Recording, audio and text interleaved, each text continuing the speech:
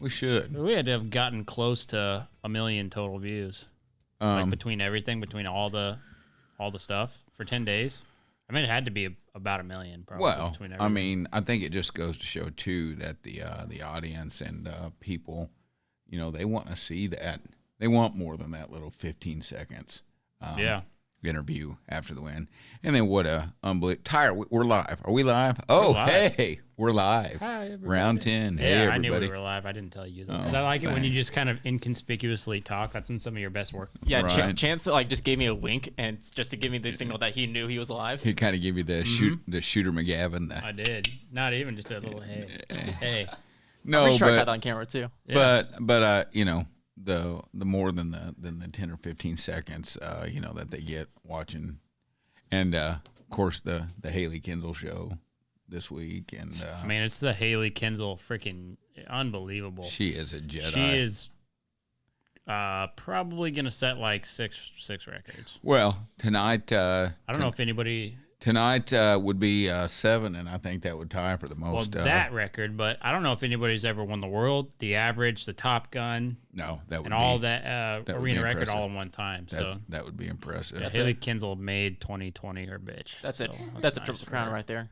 I will tell you, I wish the great thing about what we've done this year again is you're about to pat us on the back now, man. Little old us. Don't get too cocky.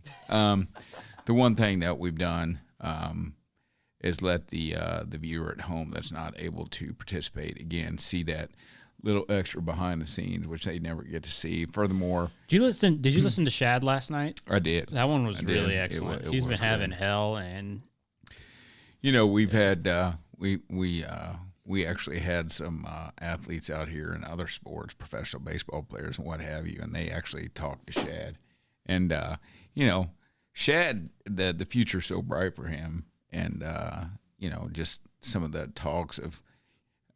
I will tell you, Tom Carney, Steer Wrestling 101. He's one of the guys I've heard say it and use it a bunch of times. When people get down and guys get down and frustrated with themselves, do you know how many millions of people would trade to be where you're at? And that always I thought was really good advice to an athlete. Well, and my biggest thing, which I actually told Shad, and it was funny because he came in and he's like, man, I've been waiting a long time to come on here. I've been rehearsing. It's like, yeah, well, hopefully we can do a longer one at some point when you're 21. But yeah, right. We can have fun. Isn't that right, Riley? What'd you do last night, Riley? Did you offer a minor alcohol? You did. Oh, Riley. That's okay. Well, it was really nice. It was really nice to have the gauge while it lasted. Now that we're shut down for so anybody who liked the gauge, our marketing director Riley's the reason it's disbanded tonight. So, way to go, Rye! Thank you for doing that. But and she gives you a bow. Right. My thing with Shad, and I even told it to him. I was like, what's more impressive than than winning the world to me is that he did such a good job the entire year. Like, he won so much, guys. He did so well coming into the NFR that he could have a terrible finals and still win the world. Absolutely. Like that speaks a lot. Well, to me anyway. And that can bring us and take us right into the events and stuff. It has been such a strange NFR, and it's going to be such an exciting night when you sit there and look at every event. I mean, you go right into bareback, first one. I mean, Tim O'Connell, Tim and Casey, they are just neck and neck. Tim, I know, is injured, and he's still going to try and make this a multiple-year world champion. I know both of them are just strong and hungry after that. So it's going to be an exciting night. But you go into... I mean, it's a closer race. Casey won second last night. He did. So, I mean, he got a little over $20,000 closer to Tim. So... Mm-hmm. And but you got that in multiple events. In fact, I think Haley is really the only the barrel racing is the only event right now that. So we broke down some analytics and the factors, and there's really only one way that Haley doesn't win. She's got to hit a barrel. Brittany Posey has to win the round and then win the average, and then she can beat her by a couple grand. I think that's the only possible factor, which is I would say that's the most impossible. I mean, that we're watching greatness. You could say whatever you want. You can bring up names like Scamper and Bozo and then whatever barrel horse. Sister's the greatest. Well, yeah. I mean, your kids, in my opinion, your kids will be talking about Sister and how amazing that horse is. And again, you jump around. I know we're skipping around, and people are going to think that's crazy. But look in bull riding. I think and they're like $80, $80 separating. That's a close race. $80 first and second. But I wish everybody at home could feel, and I don't know that we talk about every event. I mean, hopefully people are at this point, round 9. I don't know that we'll do like a round 9 recap. There's no reason. You're about to find out what's going to happen here in 15 minutes. What I'd like everybody at home to see and get excited about is, first off, hats off to the state of Texas, city of Arlington, what they were able to accomplish getting everybody in here. Just unbelievable. I know everybody's kind of heard that. Well, and the PRCA guy, I mean, it sounds like a broken freaking record because every single cowboy who comes in here, thank you to the PRCA, thank you to this, thank you to that. With the state of the world and everywhere else and the state of maybe what's coming in Texas, we don't know. But for this to have worked out the way it did, we're super lucky. We got to witness some serious history. Some of the best rodeo I have literally seen in my entire life has taken place in this field. I mean, it's unforgettable, guys. So and then to take a baseball stadium and create what they created, it is really a neat feel. I will tell you, I spent a couple of nights in the booth with George Taylor, and when he found out that Vegas was going to not let them have any fans and they couldn't have an NFR, I mean, the guy literally was up for nights losing sleep, and for this all to come together, it's just an unbelievable opportunity that the sport has, because it just opens up different avenues. Furthermore, again, they've said before, well, why did you pick it here? Why not, at this place or this place? If you were to put a finger right on a map in Arlington and draw a 300-mile radius around here, we drew so many. That's like 30 million people. We drew so many fans in. Not quite, but yeah.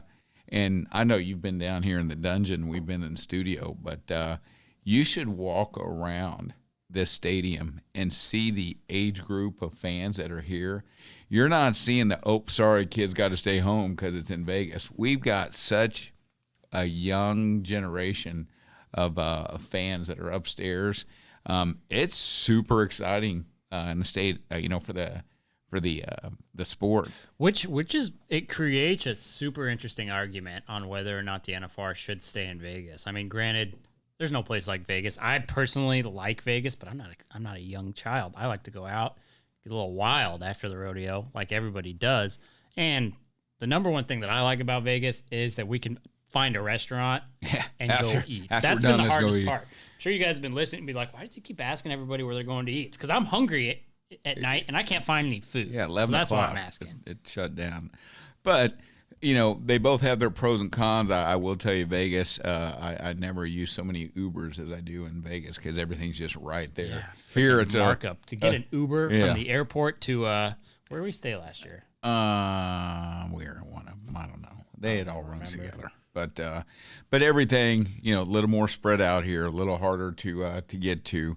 But again, look at this stadium. You ought to hear what some of the athletes and fans are saying. If we can sell out a stadium like this, what would that do for the sport? So a lot of people are talking about that, what it could do, what the involvement is, what this could mean for negotiations moving it from Vegas. Not saying that it will, but it sure makes it a little easier to talk the talk when they're sitting down saying, "Hey, where should we?" Oh, absolutely. And you know what else? You and I were both skeptics of this whole Cowboy Channel thing at the beginning. We completely shifted our mentality when we found out the kind of the vision there. Mm-hmm. I mean, other than the first night where everything kind of crashed, I mean, did the Cowboy Channel pull this crap off or what? How about the exposure?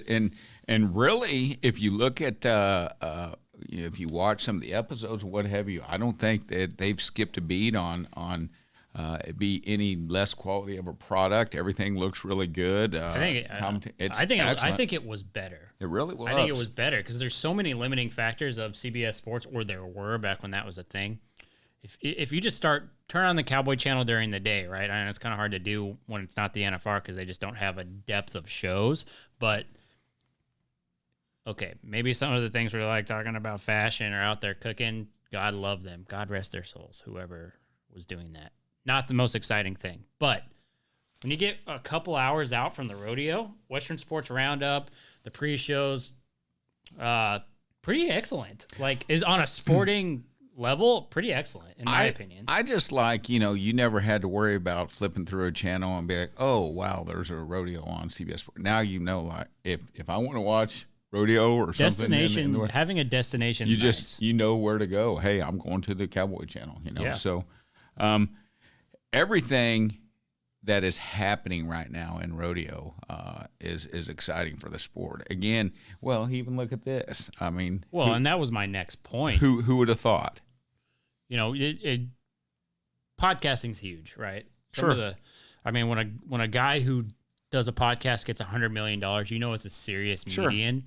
And that was the entire reason that we started talking about this 2 years ago. Is like, this is a serious median, and it needs to be utilized to its fullest for our industry, because our industry, one, deserves it, and two, these athletes who have these great stories, or people from other cultures and other backgrounds who have some tie there, it deserves the right platform, it deserves the right investment, it deserves all that. And I don't want to say that we've knocked it out of the park or anything, because it sounds arrogant, but I mean, we've tried really hard, and I hope people at home appreciate it. I hope you guys do. The one thing that really makes me excited is how many people, just when Ty tells us the numbers, it blows you away. Which means so many people want to consume rodeo content, which is great for the sport, which backhandedly is why we did this. Again, I've got to be the first one to be fully transparent here. I did, when you talk to me, again, it's no secret. I'm like, oh, what's a podcast? And then furthermore, trying to find it, what have you. But we finally did the research, and we full on cannonball into this thing. And the plan that was laid out, has been executed exactly as it was supposed to. Every business has to have a business plan, and we've stuck to it. But we do need to thank the fans and the audience for the feedback. Good and bad. We really tried to listen to what everybody says. 100%. And we listen to it and take it to heart. Like I said, positive or negative. Sometimes we just we do what we can do with what we have. But again, we can't say thank you guys enough. Absolutely. Ty works his absolute ass off. Riley in marketing, and she is behind the scenes directing all this stuff. Works her absolute ass off. You work your ass off. I don't do nearly enough, but everybody else, besides me, you're the talent. Talent is a word that you need to use in the arena. We do need to let everybody know. Somehow, Riley, I want you tonight. I want a picture of Ty posted on our Instagram. Oh, it's on Instagram already. I'm telling you. I'm just waiting for the ladies to drop it. Who would have thought Ty in his little one? I caught Tyler when he was walking in, and I was like, Did you? I got hot. I'm telling you. Jesus. When I pulled into the studio and I turned the corner, I saw him. I'm like, what happened to the onesie? And look at our little Ty. He is. It's like, that's a freaking man. He is a ninja. He is. He's Ty such looks so good that they asked him to present the saddles to the I know. I honestly, the thing about Ty is you could walk into Billy Bob's and always be like, oh, there's Ty. You walk into Billy Bob's tonight, and you're going to have a hard time spotting Ty, other than he's the tall, slender, good-looking young boy. I'm saying Cowboy as a mother. I'm proud of you. You should have invested in some boots. I'm proud of you. Because it works, son. It works. This is your new way of being. Drop that other stuff. You found the Pokemon at home. This is the new you. A new look. So he probably splashed on like some Brute 33 to really man it up. Now, Old Spice it right behind you. You know what's amazing is Ty said he was going to start growing a beard the day we got here. He's almost. I'm starting to see it. I see a whisker or two, Jedi. It's the way my facial hair grows. It's very patchy, so it's not going to be the way I want it to be. We'll do. What do you mean? we'll do. Paul Eves said he would help you with the beard. Paul after Eves the can. NFL. No, it was Paul Oren. Eves can sneeze and grow 3 inches of beard. No, Oren He's was got the the one. fullest beard of any white He man is. I've ever He's seen. full on Sasquatch. Ty, you need to be like, we're gonna do no shave November, no shave December, no shave January, February, March. No shave for a year. Yeah, no shave 2021. We'll show them, and then he'll have this like little goat thing going on his chin. Put some beads in it, like Jack Dorsey. That'd be awesome. So, I know Oren was giving us tips about how to grow a mustache. So Yeah, that's a yeah, good point. he's a good looking fella with that stash.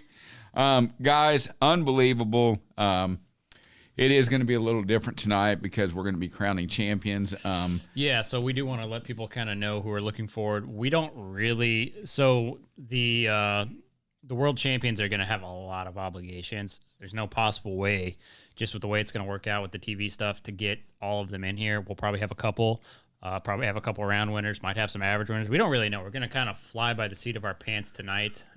We're going to try to give you guys as much coverage as we possibly can as far as interviews. But again, you got to understand the excitement that's going to be going through these athletes. We want them to enjoy the experience as well. Obviously, selfishly pushing for a couple of the 12 gauge ranch, the Tims. We're going to see some history the Paul tonight. Eves, the Haley Kinsel, go team 12 gauge. But we've got, the bull riding, saddle bronc, a bareback, tie down. It's going to be, I cannot wait to see what's going to happen. I mean, I personally would rather just stop the broadcast right now because I just want to go watch. We won't do that, but I will tell you. I really just want to watch. It is going to be. You guys need to stay tuned. I know it's a Saturday night. Everybody, I hope you guys have got a good date night going on at home and are watching this. So we will talk to you soon. We're getting ready to start and get things going. You got anything else, brother? No, yeah. Again, it sounds super probably annoying and corny and all that. Probably just like, tell that guy to shut his ass up. But I seriously couldn't be more thankful for the people who have given us a chance these last 6 months since we started this thing, tuned in, good, bad, or indifferent. If you downloaded the podcast, thank you guys. I mean, I didn't realize that it would be.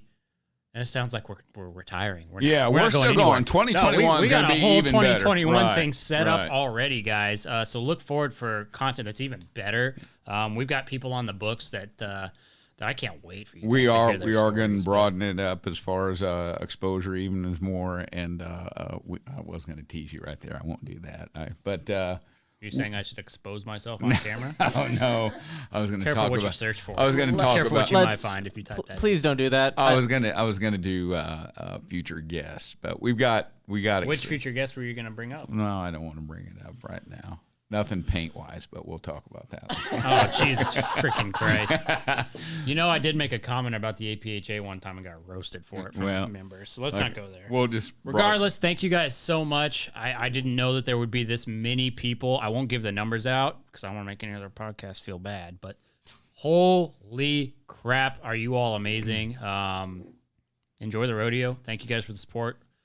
We'll have a few episodes left in the month of December, but then we'll be back strong for a whole new year. So hopefully it's way better than 2020. I don't think it can get any worse. So We're looking forward to it. enjoy the rodeo, peeps. We'll talk to you soon.